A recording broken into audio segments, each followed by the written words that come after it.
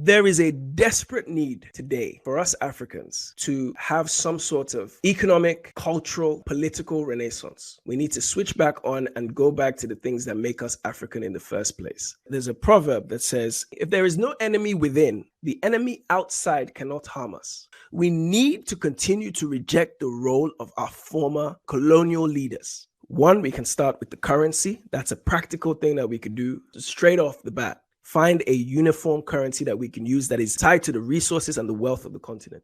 We need to begin to form our African cultural identity. That is ultimately what is going to inform what we do, what we say, even how we govern ourselves. There's no point saying we're going to have election every 4 years, every 5 years, every 7 years, if the people are not taking it seriously. Look, the Middle East, so-called Middle East, the Arab states in the Persian Gulf and Arabian Peninsula, they're becoming more competitive today because Islamic culture, not the religion, but the culture is the driving force behind it. Whereas if you compare them to, say, the more liberal democracy that is practiced in Northern Africa, you'll see that it's not working there because they're practicing something that is not tied to their culture politically. But we in sub-Saharan Africa in particular, we will fight for Islam, we will fight for Christianity, but when it comes to Shango, when it comes to Vodun, when it comes to Ngai, we will shun them.